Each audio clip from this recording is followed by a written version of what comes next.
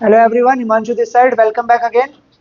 सो हमारी सेमीकंडक्टर्स के lecture series चल रही थी। In that we have already covered 2 lectures और आज लेक्चर नंबर 3 में हम फिनिशिंग टच देंगे इस चैप्टर को। अब तक इस चैप्टर में आप लोगों ने सेमीकंडक्टर क्या होते हैं, कितने टाइप के होते हैं, कैसे पीएन जंक्शन डायोड बनता है, ये सब जाना। ठीक है, क्लियर। आज हम जानेंगे about biasing, what is a diode and how biasing works, और उसके बेसिस पे वो रेक्टिफिकेशन कैसे करता है, how a diode is used as a rectifier. So let us start quickly. सबसे पहले डायोड की बात करते हैं। What is diode? Diode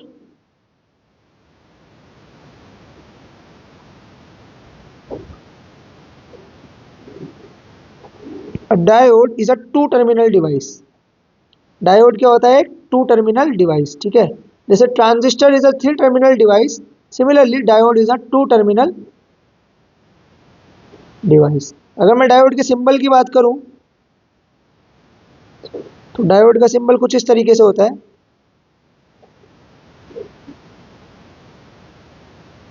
this is your P side,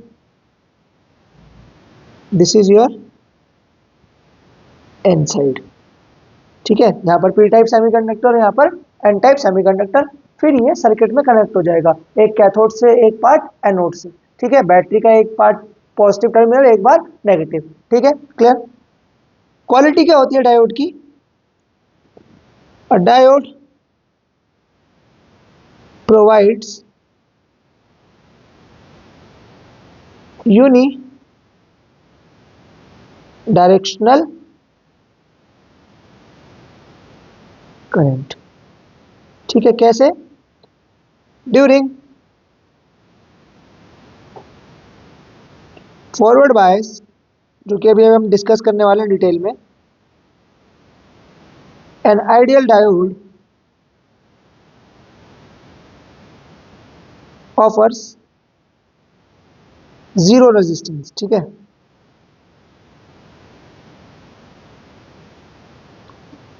and during reverse bias, an ideal diode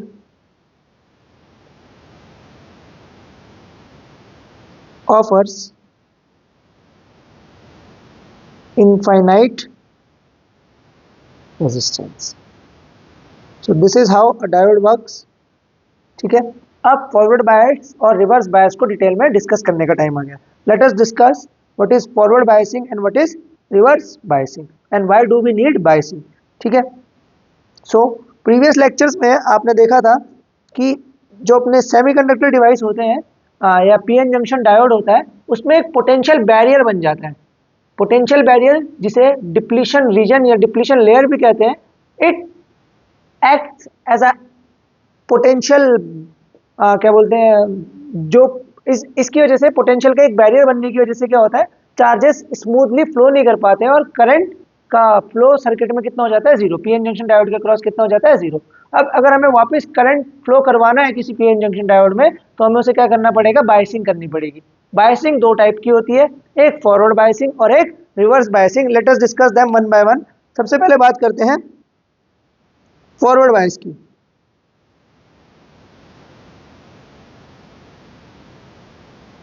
तो बड़ा आसान है।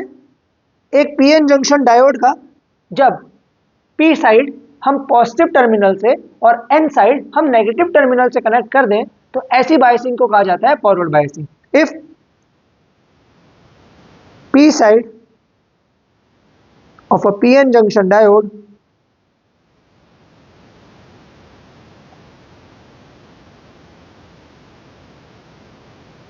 is connected to positive terminal and N side to negative terminal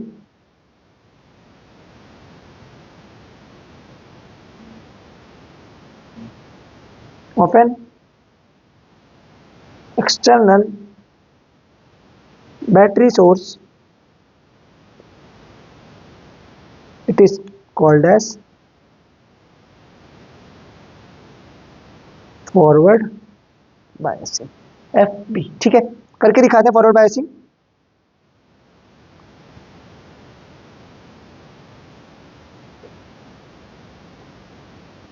तो ये अपना एक PN junction diode, this is our P side, this is our N side, and this is the depletion reason.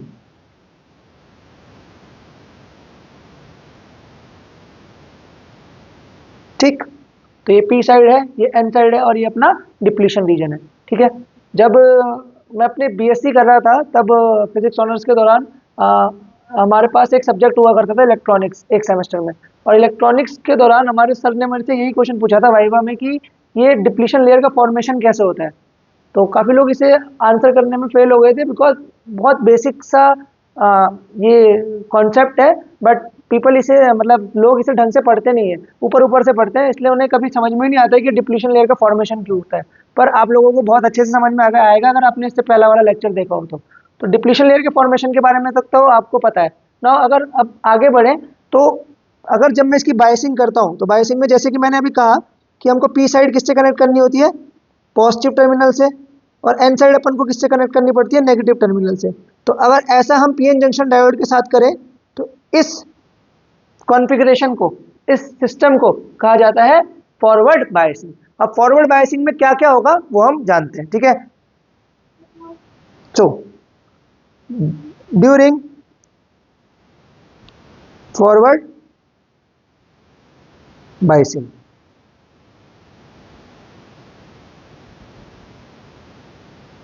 क्या होगा, देखो अब फॉरवर्ड बायसिंग में अब आपने ये वाली साइड पॉजिटिव टर्मिनल से कनेक्ट कर दी, ये वाली साइड नेगेटिव टर्मिनल से कनेक्ट कर दी, तो क्या होगा, ये जो बैटरी है इंटरनल बैटरी जिसका पोटेंशियल सपोज कितना है V naught, what is V naught, this is our junction potential,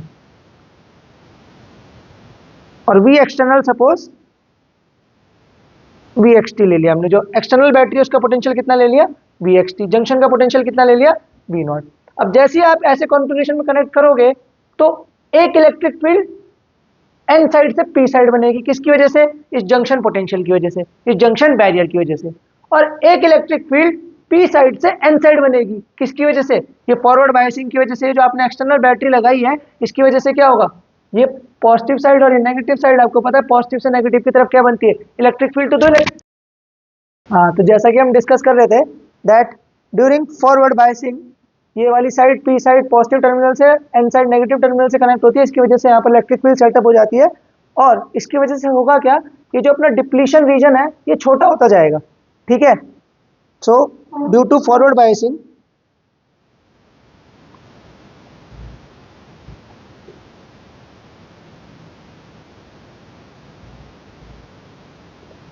the strength of junction barrier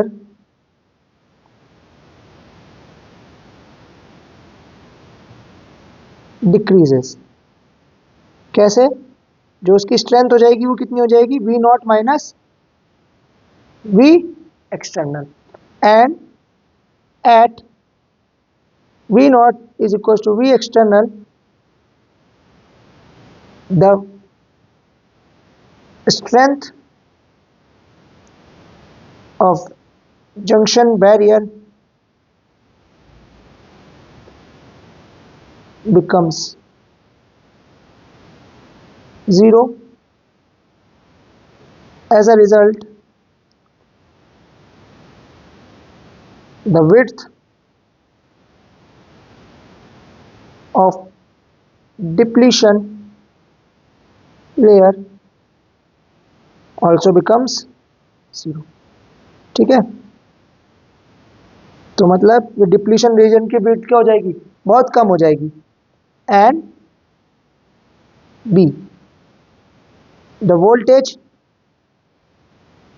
कौन सा वाला, V external,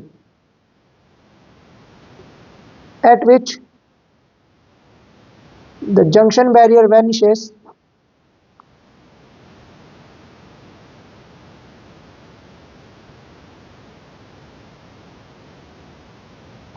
is called as cutoff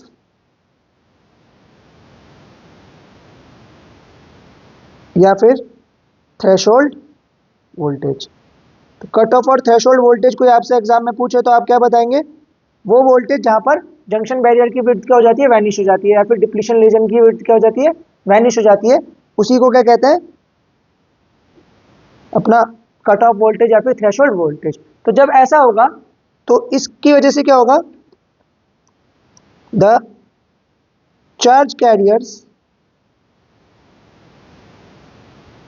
that is holes on p side and electrons on n side start moving again,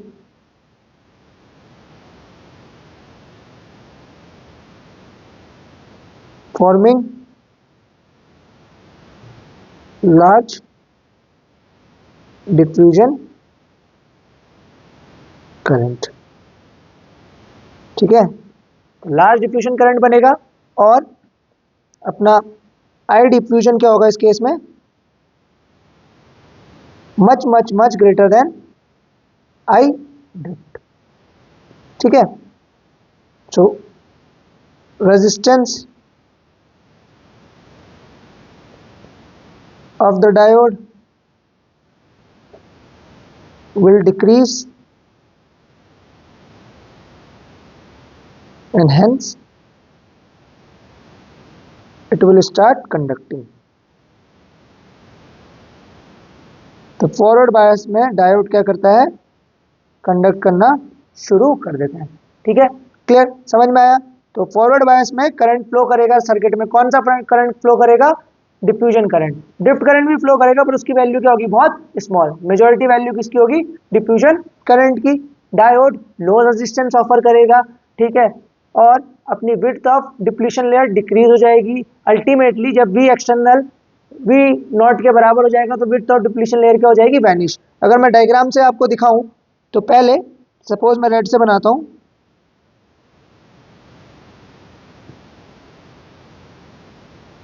so this was P side, आपकी N side, और potential क्या होता था? P side से N side की तरफ बढ़ता था और कितना होता था? V naught. But after biasing ये पोटेंशियल की जो जंक्शन की जो स्ट्रेंथ है वो क्या होती जाएगी? कम होती जाएगी। और अगर मैं नया डायग्राम बनाऊं तो वो कुछ ऐसा बनेगा।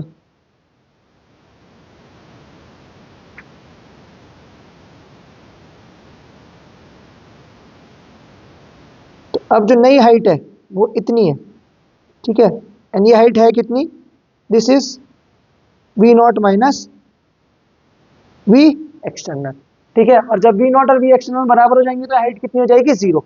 मतलब ये जंक्शन बैरियर क्या हो जाएगा? वैनिश हो जाएगा। उस केस में लार्ज करंट फ्लो करेगा, डिफ्यूजन करंट। उसी वोल्टेज को क्या कहा जाता है? कट ऑफ वोल्टेज या फिर थ्रेशोल्ड वोल्टेज। ठीक है, इसका अगर मैं फॉरवर्ड बायस कैरेक्टरिस्टिक दिखाऊं आपको तो कुछ ऐसा दिखेगा। फॉरवर्ड बायस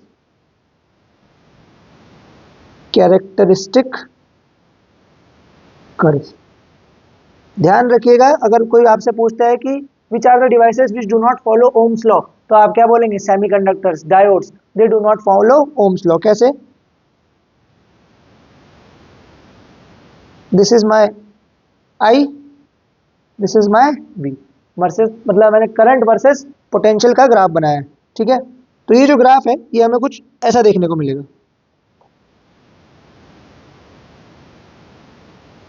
तो पहले हल्के हल्के इंक्रीज होगा, बट एक पॉइंट के बाद क्या होगा? Suddenly increase. और ये वाला कौन सा पॉइंट है? This is V cut off. यही वो कट ऑफ वोल्टेज है जिसके बाद करंट क्या होगा? एब्रप्टली राइज करेगा। इस ग्राफ की slope I versus R, graph की स्लोप, स्लोप क्या आएगी इसकी? I versus V, sorry I versus R बोला मैंने, I versus V which is equal to 1 by R. और अगर आइडियल डायोड होगा तो ये जो स्लोप है इंक्लिनेशन बिल्कुल सीधा हो जाएगा। मतलब स्लोप कितनी हो जाएगी? Is equal to slope for ideal diode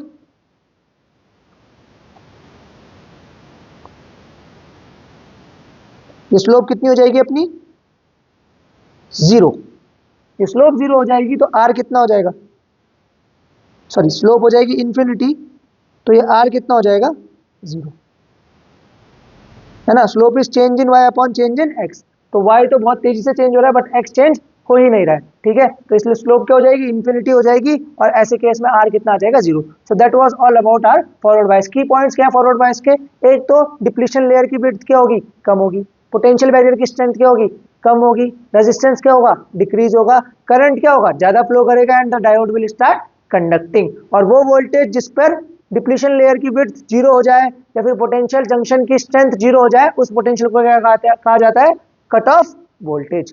और ये जो ग्राफ ड्रॉ किया जाता है आई वर्सेस बी, इसकी स्लोप क्या देता है, 1/r। और फॉरवर्ड बायस के लिए आइडियल डायोड के केस में 1/r की वैल्यू कितनी आती है, infinity, that means r becomes 0। Clear.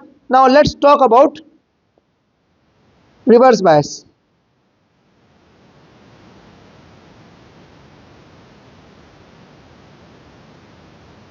तो ड्यूरिंग रिवर्स बायस क्या होता है,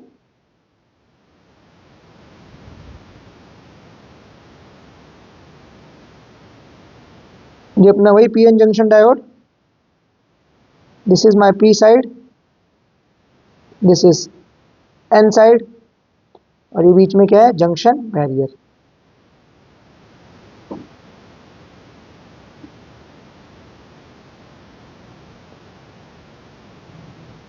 तो अब की बार पी साइड कनेक्टेड होगा नेगेटिव टर्मिनल से और एन साइड कनेक्टेड होगा पॉजिटिव टर्मिनल से। ऐसे कॉन्फ़िगरेशन को क्या कहा जाता है, रिवर्स बायस, ठीक है। क्लियर।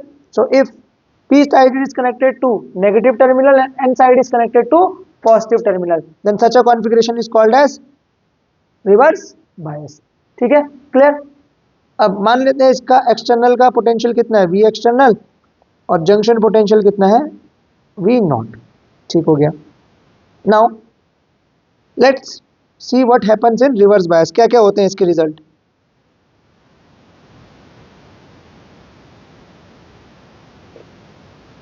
ड्यूरिंग रिवर्स बायस, अब रिवर्स बायस में क्या होगा, रिवर्स बायस में ये वाली साइड आपकी एन से कनेक्टेड है और ये वाली साइड पी से। ऑलरेडी इसमें इलेक्ट्रिक फील्ड था, कहाँ, पॉजिटिव से नेगेटिव की तरफ, और जो एक्सटर्नल बना है वो भी कहाँ बना है, पॉजिटिव से नेगेटिव। तो ये जंक्शन को क्या कर रहा है, सपोर्ट कर रहा है। ये जो एक्सटर्नल इलेक्ट्रिक फील्ड बना है जंक्शन के सपोर्ट में, ना कि अगेंस्ट। तो इस वजह से ये जो जंक्शन बैरियर है इसका पोटेंशियल और बढ़ेगा। पोटेंशियल बढ़ेगा तो डिप्लीशन रीजन की विड्थ भी क्या करेगी, और बढ़ेगी, और डिप्लीशन रीजन की विड्थ बढ़ेगी तो डिफ्यूजन करंट और कम फ्लो करेगा सर्किट में, ठीक है। Clear. So the strength of junction barrier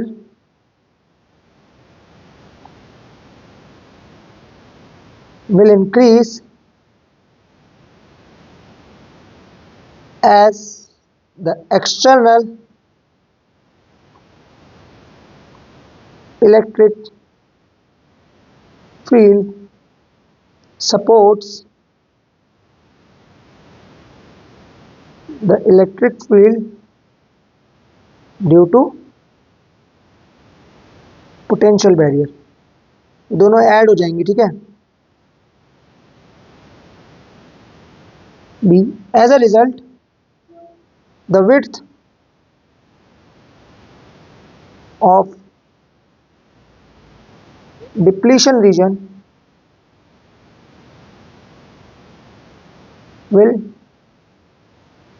keep on increasing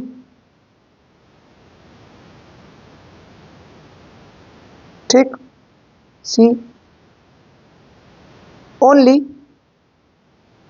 small amount of drift current in microamperes will flow across the junction ठीक। और चौथा, the diode will offer high resistance. ये सब कॉन्सिक्वेंसेस है रिवर्स बायस के। So here I drift is much much much greater than I diffusion. तो reverse bias में current की डायरेक्शन कहां से कहां तक होगी? ड्रिफ्ट करंट कहां से कहां बहता है? ड्रिफ्ट करंट बहता है एन साइड से P side. So reverse current bias में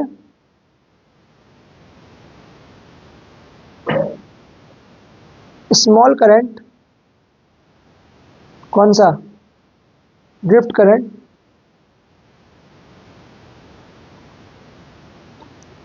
will flow from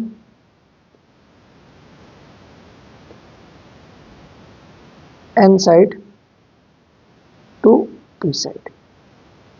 बहुत स्मॉल होता है, ठीक है। Diode will offer high resistance.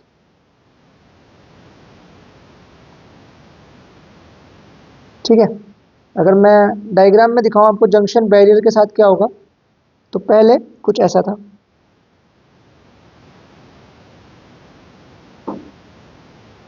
This was before biasing. Reverse bias करने पे क्या होगा? जंक्शन बैरियर और बड़ा हो जाएगा, ठीक है, इसकी स्ट्रेंथ और बढ़ जाएगी। तो अगर मैं जंक्शन बैरियर दिखाऊं तो रिवर्स बायस करने पे वो कुछ ऐसा दिखेगा।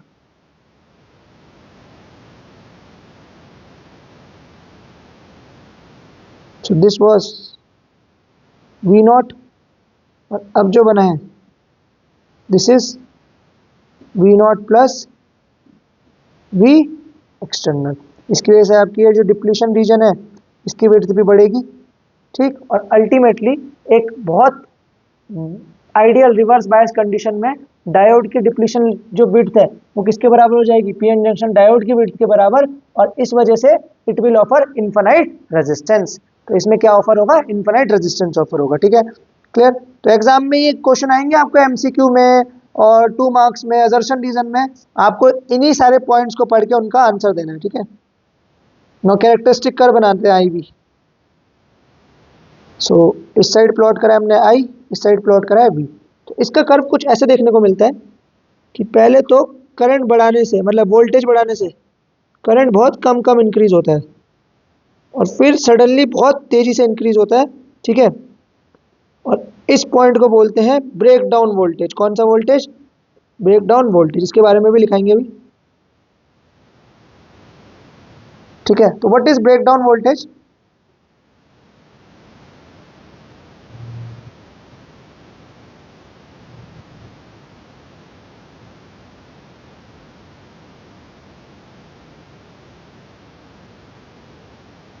At breakdown voltage,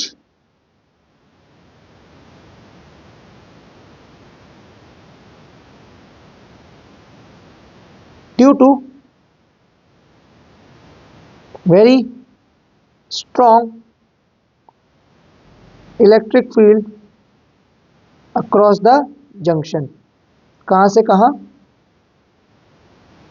From N side to P side।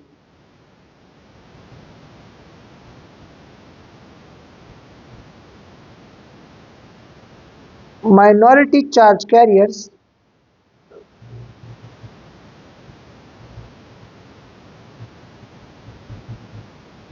that is electrons on N side will gain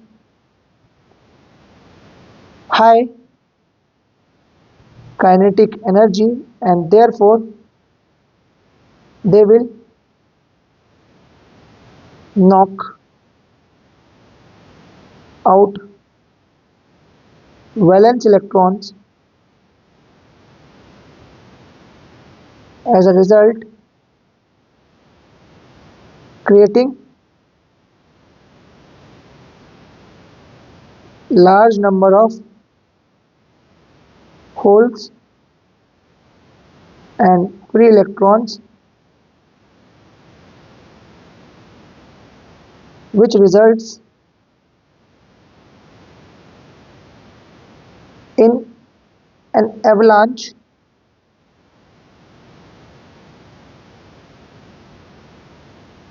of charge carriers. Therefore, very high current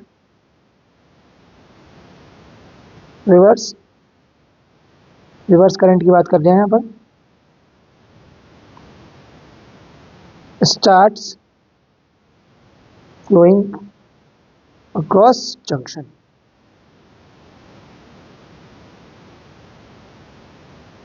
देखो इस ब्रेकडाउन वोल्टेज से पहले आप वोल्टेज बढ़ाते जाओ पर करंट बहुत माइन्यूट लेवल पे इंक्रीज हो रहा था, ऑलमोस्ट क्या था, इंडिपेंडेंट, ये भी ज्यादा वैसा बन गया। इस ग्राफ को और चिपका के बनाना चाहिए। देखो ये ऐसे रहता है बिल्कुल इंडिपेंडेंट, और इसके बाद अचानक क्या होता है, करंट बड़ी तेजी से फ्लो करता है सर्किट में, ठीक है। इसी को बोला जाता है ब्रेकडाउन वोल्टेज या फिर एवलांच वोल्टेज। और ये एवलांच क्यों क्रिएट होता है, इसका रीजन मैंने यहाँ पर आपको दे रखा है। एवलांच समझते हो ना, जब पहाड़ों में लैंडस्लाइड होता है या फिर पहाड़ नीचे खसकते हैं तो वहां क्या आता है, एवलांच आता है। तो यहाँ पर एवलांच किस चीज का आ रहा है, चार्ज कैरियर्स का, उसकी वजह से स्ट्रॉन्ग करंट फ्लो कर रहा है।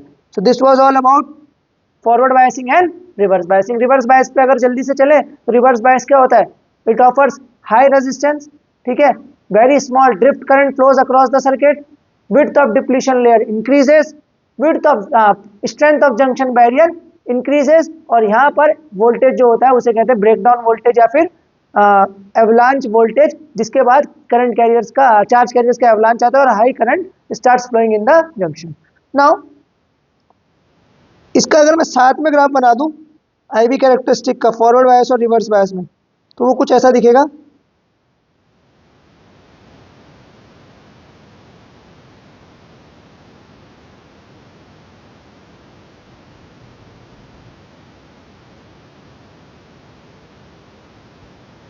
ठीक, so this is in milliamperes and this is in microamperes. This is I, this is V. This is forward bias, this is reverse bias. Infinite resistance,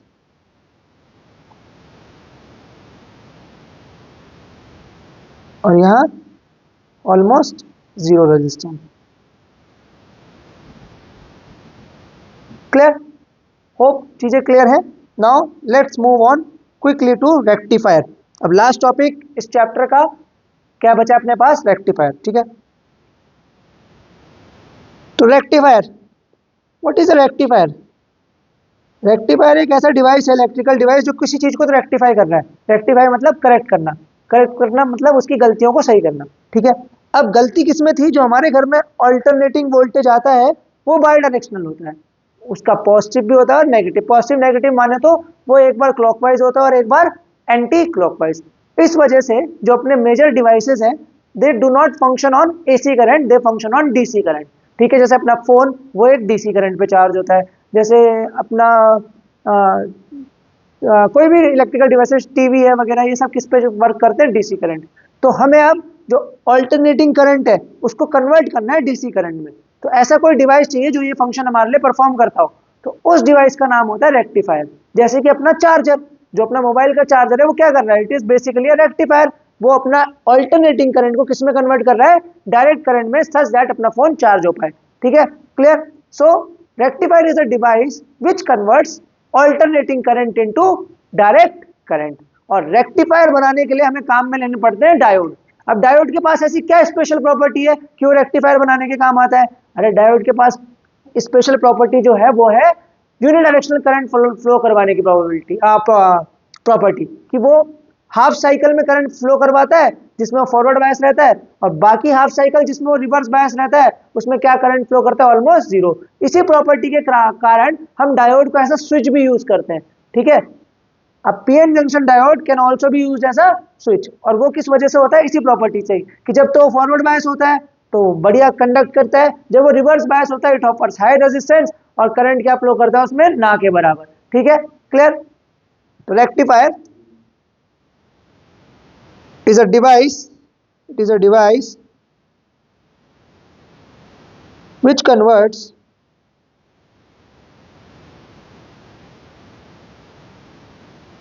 alternating current into direct current. Since the diode has a property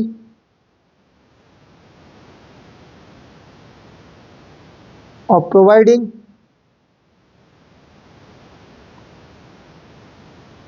unidirectional current,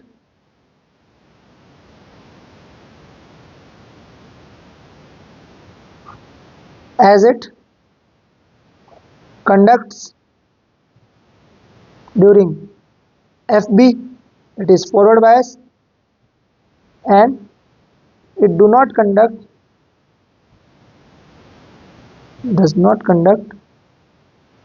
during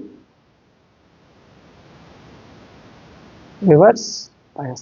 तो जिस half cycle में diode forward bias है उसमें वो conduct करेगा, और जिस half cycle में वो रिवर्स बायस है उसमें वो कंडक्ट नहीं करेगा। यही प्रॉपर्टी है जिससे हम डायोड को एज अ रेक्टिफायर यूज कर सकते हैं। अब रेक्टिफायर अपने पास दो टाइप के हैं, एक है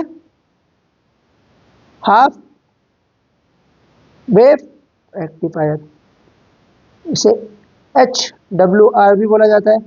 हाफ वेव रेक्टिफायर क्या करता है, कैसे बनता है पहले ये देखते हैं। सबसे पहले अपने को चाहिए एक ट्रांसफॉर्मर।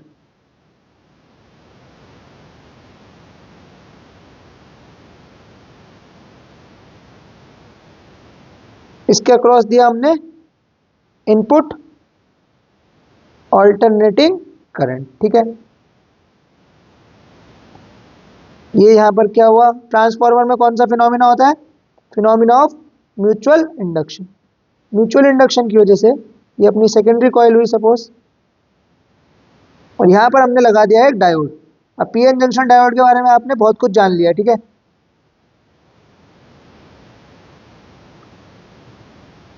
और यहां लगाया अपन ने लोड, ये लोड रेजिस्टेंस है RL, इसके अक्रॉस ही हम वोल्टेज लेंगे।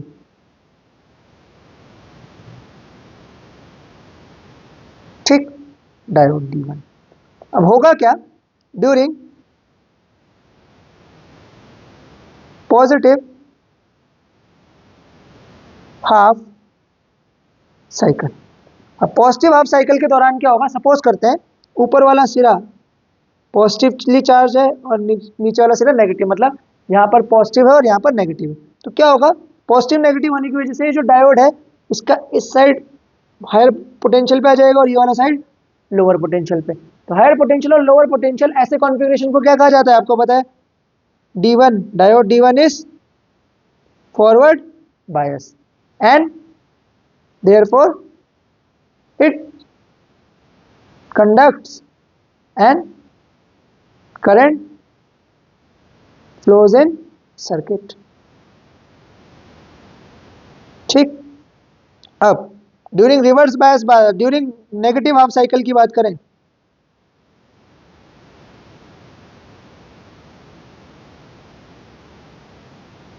नेगेटिव हाफ साइकिल में क्या होगा, डायोड D1 बन जाएगा आपका reverse bias and therefore no current will flow.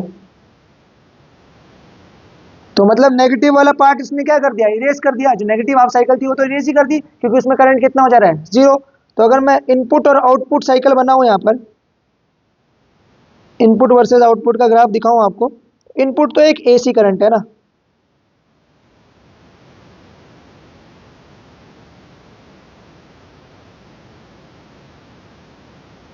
Positive negative, B versus T बना लो या I वर्सेस T बना लो, ठीक है। अब आउटपुट की अगर बात करें तो होगा क्या, पॉजिटिव हाफ साइकिल्स में तो ये कंडक्ट करेगा, तो जब कंडक्ट करेगा तो वेव मिलेगी हमें। पर नेगेटिव हाफ साइकिल के दौरान क्या करेगा ये, it will not conduct. Not conduct मतलब वैल्यू कितनी मिलेगी, 0।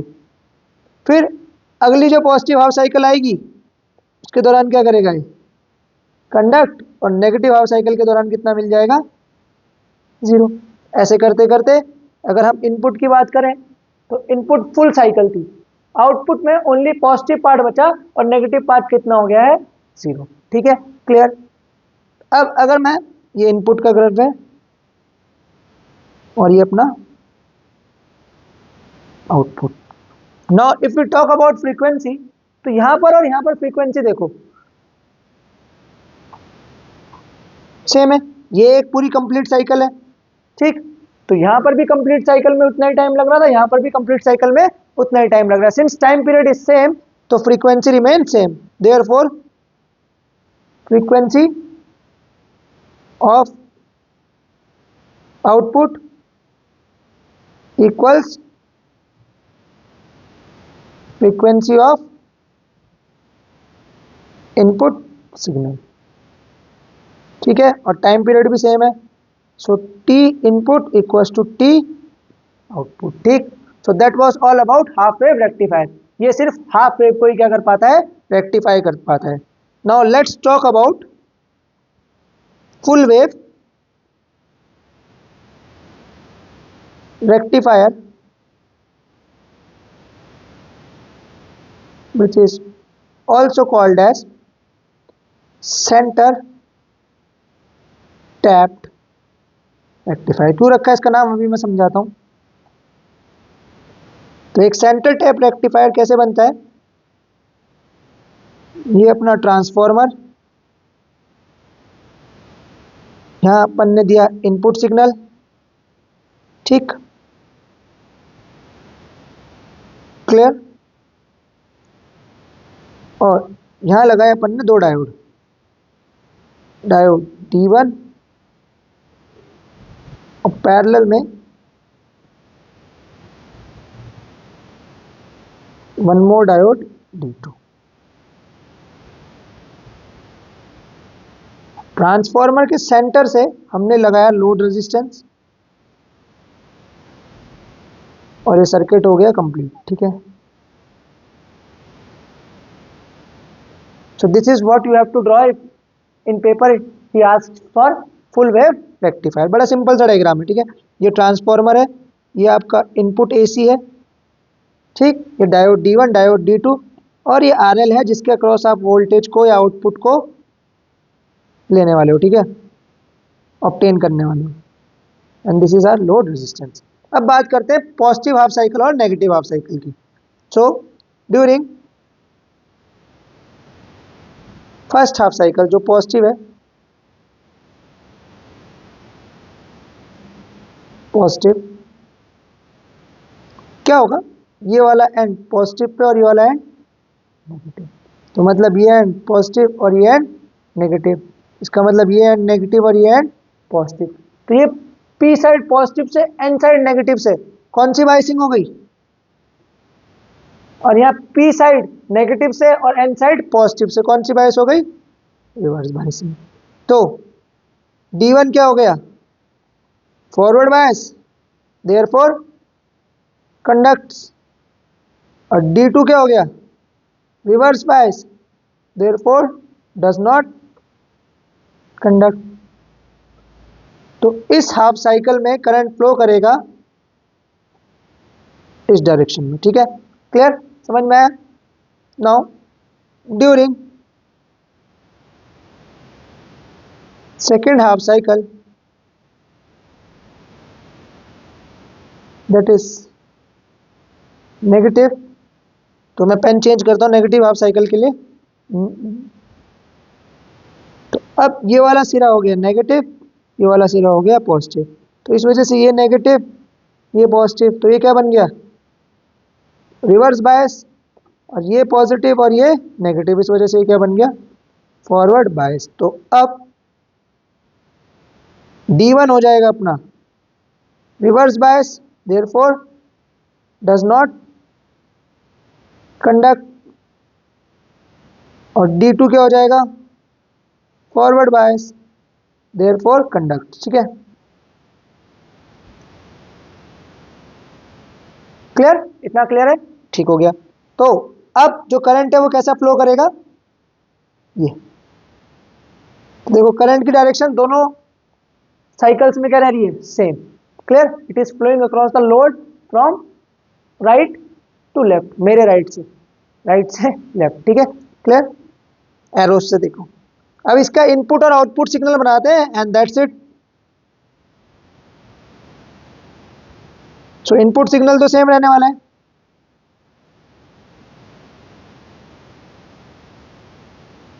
This is one time period, this is two time period, ऐसा 2t।